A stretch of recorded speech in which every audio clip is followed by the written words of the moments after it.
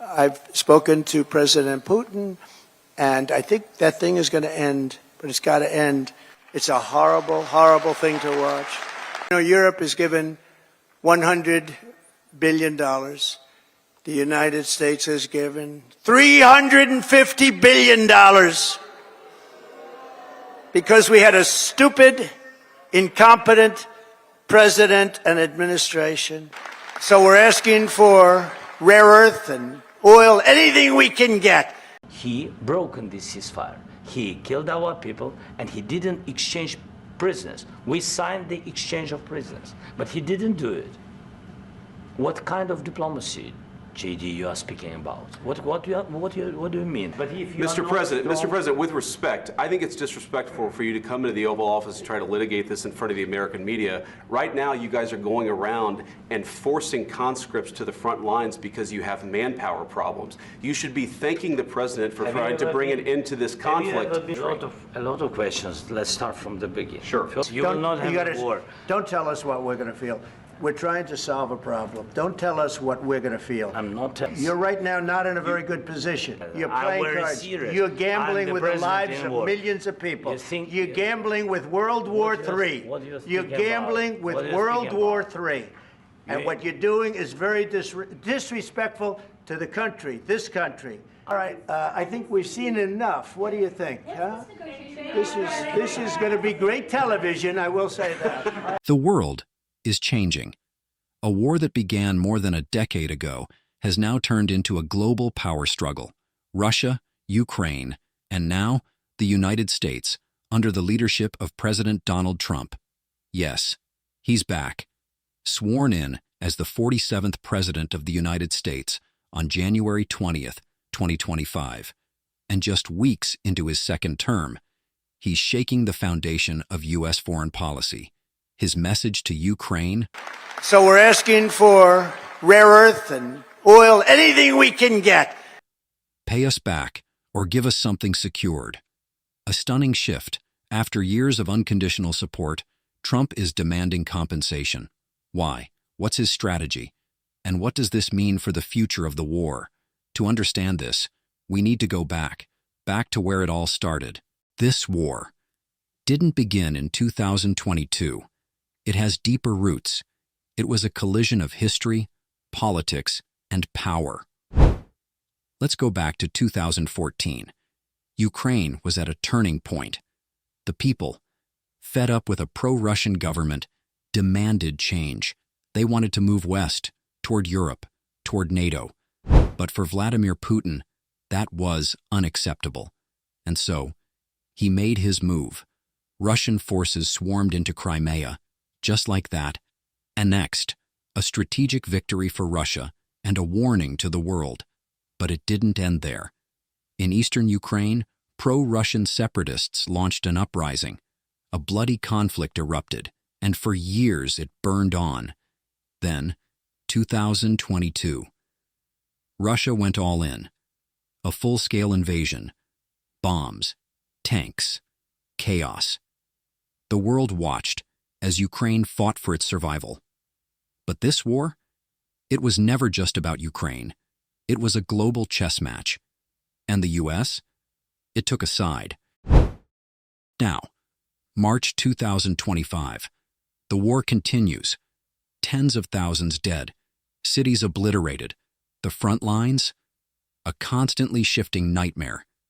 Ukraine has held out, but not alone. They survived because of U.S. support, weapons, intelligence, money. You know, Europe has given $100 billion. The United States has given $350 billion. A staggering $350 billion in U.S. aid. And here's the twist. 350. But here's worse. Europe gave it in the form of a loan. They get their money back. We gave it in the form of nothing, so I want them to give us something for all of the money that we put up, and I'm going to try and get the war settled. Europe gave Ukraine $100 billion, but they gave it as a loan. And now, Europe got their money back. But the U.S., nothing. And now, Trump wants payback. So we're asking for rare earth and oil, anything we can get. Why are we paying for this? Trump demanded. Because we had a stupid, incompetent president and administration. Past leaders were stupid. They gave money and got nothing. And in that moment, everything changed. For years, the United States has played a role in global conflicts, sometimes for democracy, sometimes for economic interests. With Ukraine, it was both. After Russia's 2022 invasion, the U.S. stepped in, first with sanctions, then with military aid, and soon with hundreds of billions of dollars. Why? Because an America-aligned Ukraine meant less power for Russia. But here's the truth. Biden sent over $350 billion in aid, with no return. Because we had a stupid, incompetent president and administration. Europe? They structured their help as loans. They got their money back. And now, Trump is asking the question, why didn't we do the same? Where is America's return? 3 presidents, 3 different strategies. Obama? He went soft sanctions, diplomacy, no weapons. Biden all in, tanks, missiles, aid packages worth more than most countries' entire military budgets. And now, Trump, and he's calling them all out. These people were stupid. They gave money, they got nothing. His message? Ukraine, pay us back or hand over secured interests. And this brings us to the explosive meeting. Zelensky arrived in Washington expecting a massive minerals deal, a path to deeper ties with the U.S., if not a security guarantee, at least a real commitment. Instead, he got humiliated. He broken this ceasefire. He killed our people, and he didn't exchange prisoners. We signed the exchange of prisoners, but he didn't do it. What kind of diplomacy, J.D., you are speaking about? What do you mean? I'm talking about the kind of diplomacy that's going to end the destruction of your country. Yes, but if you Mr. President, with respect, I think it's disrespectful for you to come into the Oval Office and try to litigate this in front of the American media. Right now, you guys are going around and forcing conscripts to the front lines because you have manpower problems. You should be thanking the President for trying to bring an end to this conflict. Have you ever been to Ukraine that you say what problems we have? I have been to. Come once. I've actually watched and seen the stories, and I know what happens is you bring them on a propaganda tour, Mr. President. Do you disagree that you've had problems bringing people into your military? And do you think that it's respectful to come to the Oval Office of the United States of America and attack the administration that is trying to prevent the destruction of your country?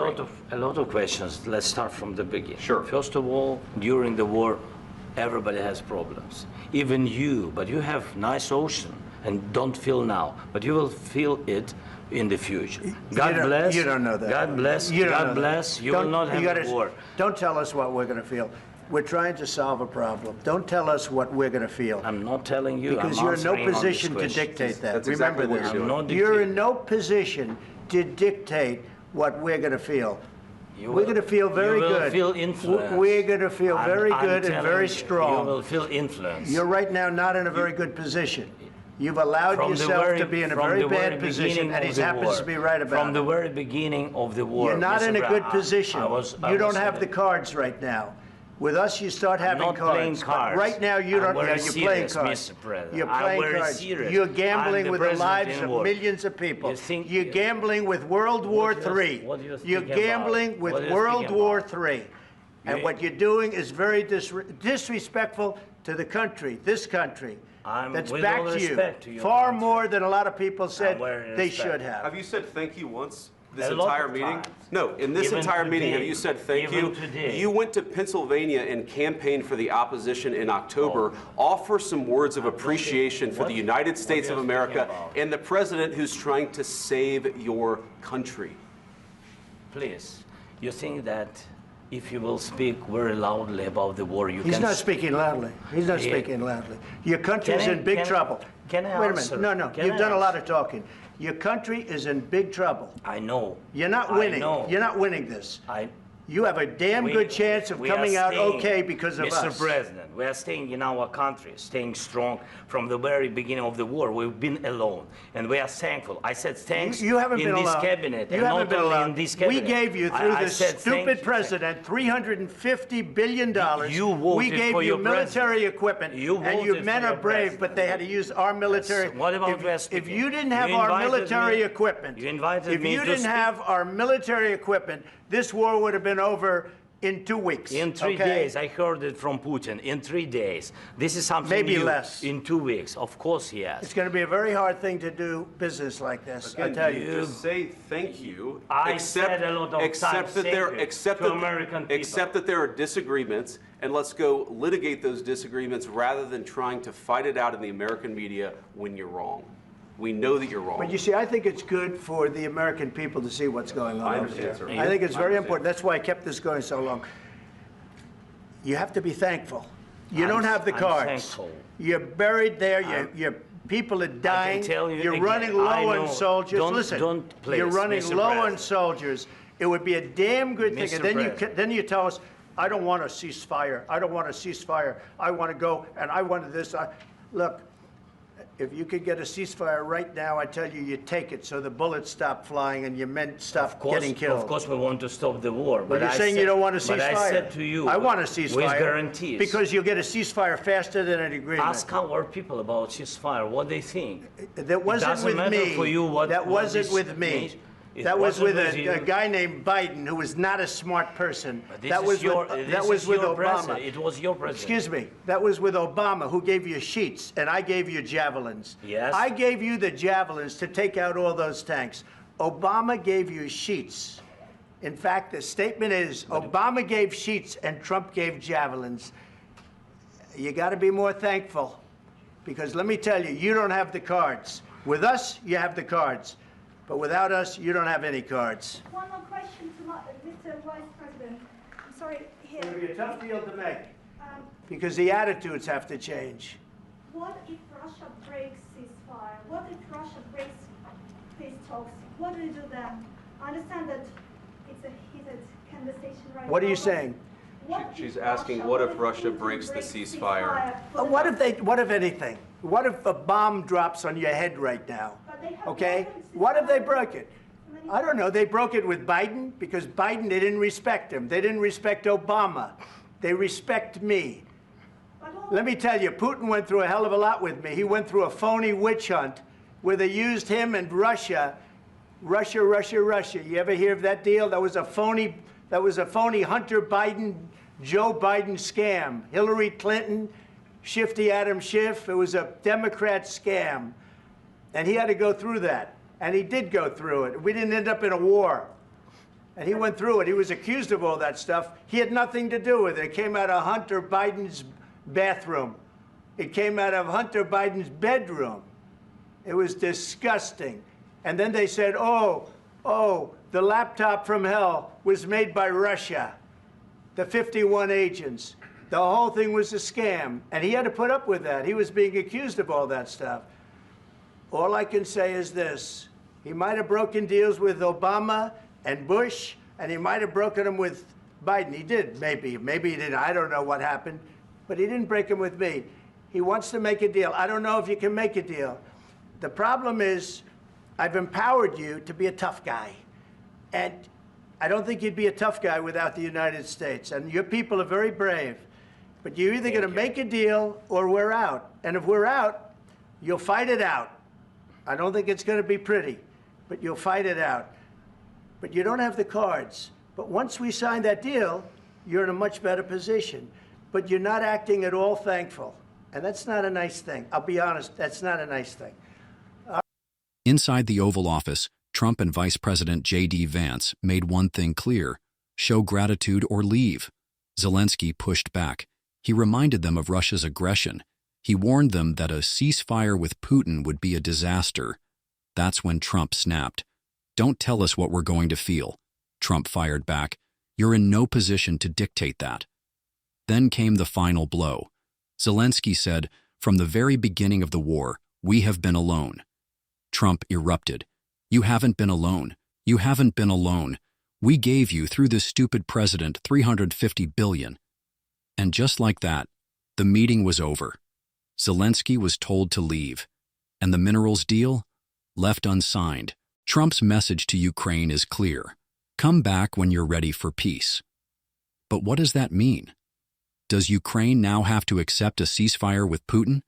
Will Trump force them into negotiating with Moscow? Or will Ukraine be left to fight alone?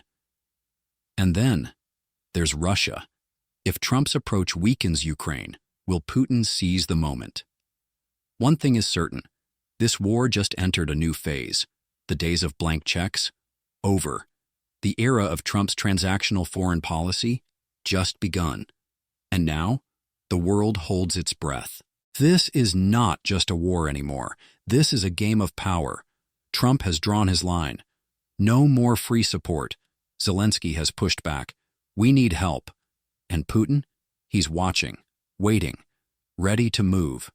The next few days could change everything. Stay tuned.